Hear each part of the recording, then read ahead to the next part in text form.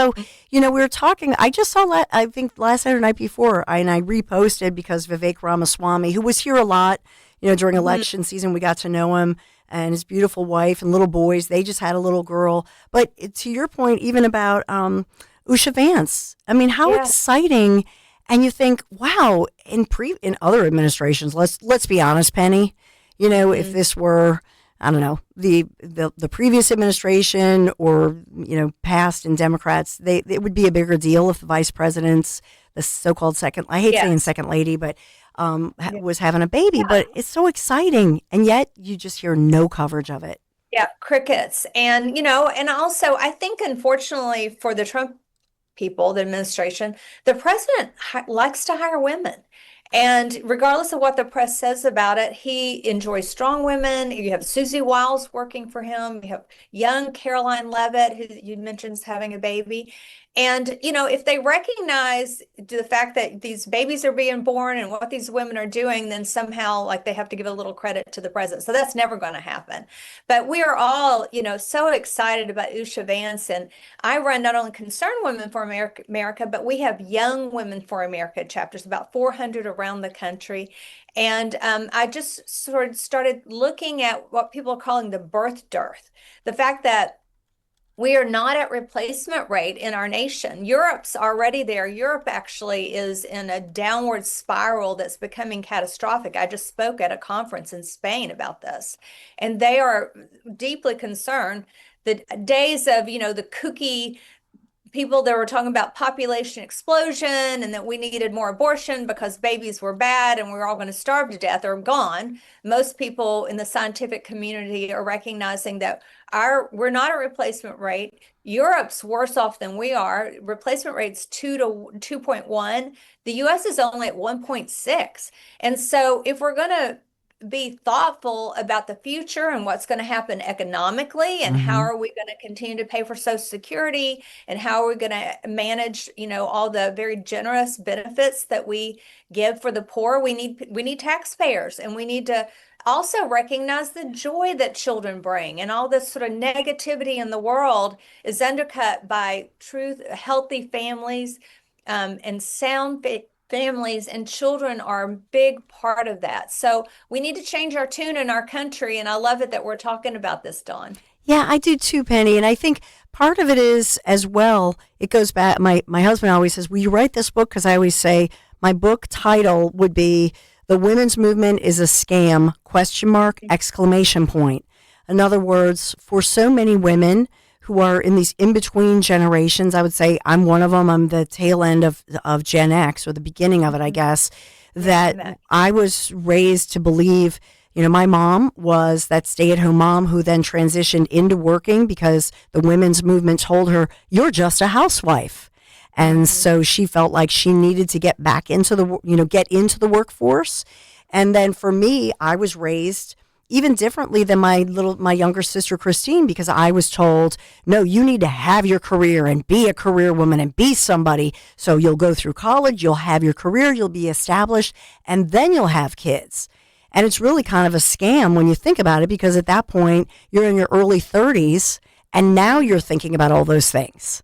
And, Yes, and which is why right? we have more infertility in our country, Yes. right? Because we're told you everything, and young men are told this, by the way, Yes. by the worst voices they could possibly be listening to, that they need to have $1 million in the bank, have to have all this money before they start a family. That's ridiculous. You build a family together, and there's never going to be a perfect time. Yeah. And so, sadly, I think you find women that kind of wake up on the other side of their fertility and, like, they're struggling.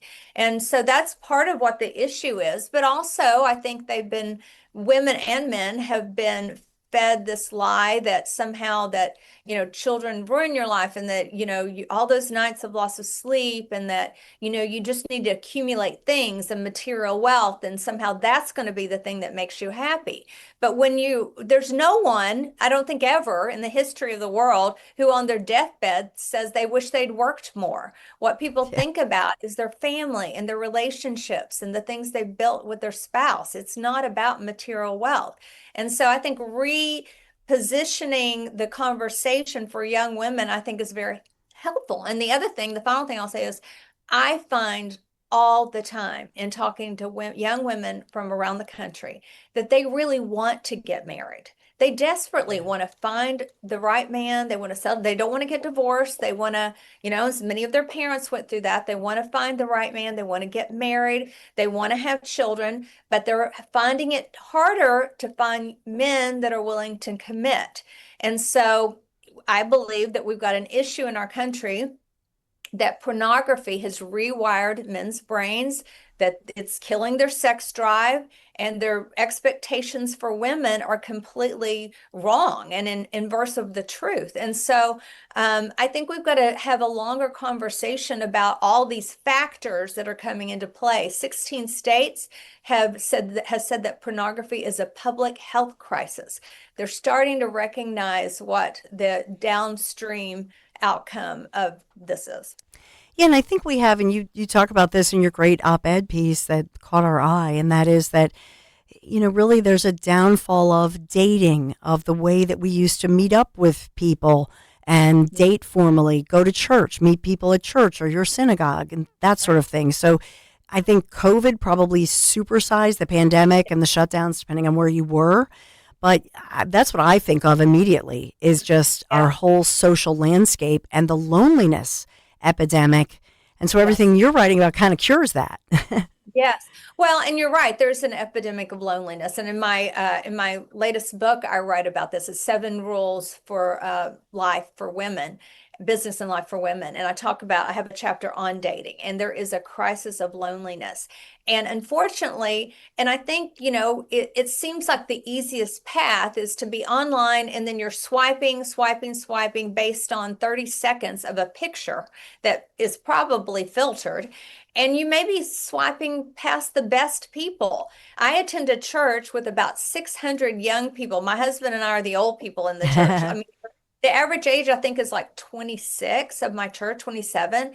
And I've said to them, like, put down your phones and look around. And the vast majority of them are single and they want to be married. Like, stop online dating. Look around. This is your best pond to fish in. The fact Mhm. that your brothers and sisters in Christ are getting up every Sunday when they could be doing something else, because there's no culture pressure to attend church anymore. Like, if you Yeah. don't, no one looks down on you in the Washington, D.C. area. And so you know something about the person right away. And we have zillions of things that are going on, being, caring for your community or Bible studies or run club, whatever it is. You're going to learn about people, get to know them as a person, and then be brave enough to ask them for coffee. It's just coffee. Yeah. Don't make it mean more than it does, and just get to know them. And maybe it doesn't work out, but give it a shot. And you're more likely to find a match in the community if you're in the right places looking. And that's the other thing. I tell young people that, you've got to be thoughtful about where you're going. Be thoughtful about where you attend church. Look, be in a community where you can get to know other people your age. Yeah, it's a great point. And I saw so part of this is, and part of the reason that we're so thankful to talk to you is that the narrative, the media narrative, you don't see this out there in the so-called mainstream media. Nobody's putting Usha Vance, pregnant with her fourth child, right? Yeah. Because the R behind the name, right? So it becomes Mhm. political. But nobody's really celebrating that. I do see a lot, and I have teenage sons, so on Insta, and Mhm. and they're really targeting young men, guys who are saying, "Hey, don't go out and party," or thinking about Yeah. my life and being responsible and being a dad someday. And it's a beautiful man of faith, father become a father of faith kind of message that I don't remember seeing before. Yeah, I think we're realizing we're in a crisis, honestly. Yeah. And I think young people, again, I draw this opinion from all the women I talk to, are just kind of sick of it. And, they can do anything. Like, they don't have, legitimately in the 1960s, there was discrimination in the workplace and in education, but we won. We won at the Supreme Court. And so it's illegal to discriminate. And so they have the door open. And I'm not saying there's not soft Right. discrimination. People are still sinners for sure. But legitimately, you have great opportunity now. And no one's ever going to tell a woman she can't be a doctor, a lawyer, all the things. In fact, there's more women in law school than there are men, and there are more women getting advanced degrees than men, and there's more women in college than men. And so we've neglected our young men. I mean, we need to say to them, and I think it's First Corinthians. When I was a child, I thought as a child, I spoke as a child, I acted as a child, but when I became a man, I put away childish things. And I think we need to say to our young men, it's time to put down the gaming console. It's time to put away the pornography. It's time to grow up and be a man of character. Get involved in your church, look for a wife, work on your career, stop wasting time on meaningless pursuits, and make something of your life. And I bet you there's a whole group of women that would be very excited to meet you at that point in your life. Penny Nance, it's a beautiful message. I have a lot actually of moms, stay-at-home moms who've made the commitment like you're talking about and maybe put off their career having the kids, and the pandemic sort of forced a lot of people to do that as well. What's your advice to those young couples, as and just kind of getting the word out to say this is my life and my life is good, because you never really hear about it in the so-called mainstream media? Well, I got to say to your stay-at-home moms, like I am so angry for them when they're shamed and, ignored. Yes. That is the hardest work I've done everything. I was a stay-at-home mom. I worked part-time from home. Before we had remote work, I started my own business so I could do that. And then I went back to work full-time when my kids were in school. And I'll tell you, the hardest days I had were the thankless days where I was working to build a little human and potty training and I don't know, cleaning up the umpteenth mess a day, that always reoccurs the minute you turn your back. But the what they're doing is so important. And yes, maybe there's the rude person at the party that doesn't want to talk to you when you say you're a stay-at-home mom. Know that what you're doing has eternal consequences, and that we are counting on good mothers and strong families and good parents. And I will say also that the most joy I've ever had in my life was through my children and through my family. And I was scared to death to have children. I was so afraid of motherhood. I dreaded the late nights, but no one can tell you what changes in you. It is a God thing. It is a biological response, the deepest love I've ever known. I say it's like the calluses that were pulled off my heart, and it was like this open, overly sensitive wound of this child. I mean, it was just incredible, the capacity for love Yes. that changes. And those 3 a.m. feedings, weirdly, you find yourself thankful for them. I found myself weeping just with Peaceful. the joy of that moment. I'd go back right now and do that again if I could.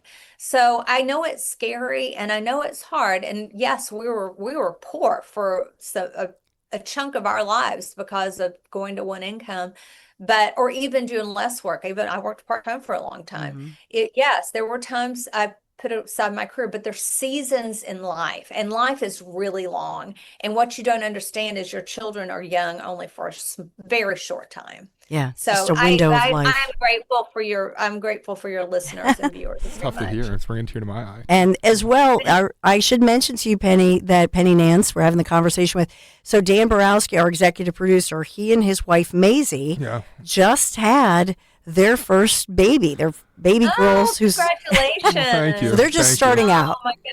Yeah, and Yeah. it's so funny you say that, Penny, because my wife actually just broke down the other day. We had a very emotional conversation because she's going back to work. She finishes her leave soon. And there are these moments where beforehand she was like, how am I going to do this? How am I going to spend these nights? And then she's waking up. Our baby sleeps through the night, thankfully. But she wakes up. thank She wakes up at 7. She spends the morning looking at this beautiful baby smiling back at her, and she's like, I don't want this to end. It's tough. It's tough, and it's such a I beautiful, know, and beautiful thing. listen, I remember, people think that conservatives are like they don't want their wives to work. No, that's not it. The issue is that it's hard to you financially. You often need 2 incomes Yeah. today. And, it's just hard. It just is hard. I mean, the market forces are against us. Thank God for President Trump, and he's done we have the child tax credit, we have Yes. the new Trump accounts, but there's more that we can do to help families not spend so much of their hard-earned money in taxes, so that women like me who wanted to be home more. I felt like I was forced out into the workforce even when I didn't want to go. And I wasn't alone and am not alone in that. So I would just say, it's a hard decision and it's very personal, and every family's, I think, just, crunching numbers and trying to do their best. Most women do not want to leave their child in the care of somebody else. It's a very hard thing. I'm gonna be getting your book for my wife. I have it up on the screen, but no, it's beautiful. Thank Tell you, her to Penny. call me. I'm happy to talk to her. Well, Penny Nance, I hope we can. Hopefully, this is the first time, and this is Yes. the first time with many more to come. We just love you, admire you, and Dan had actually seen your latest op-ed about Usha and thought this was a great moment to jump in. But I hope we continue the conversation. Let's do it. God bless both of you, and let's all be in prayer for the Vances and Caroline and all these young families that are struggling right now. So blessings, and have a great day. You too, Penny Nance. Thank you so much.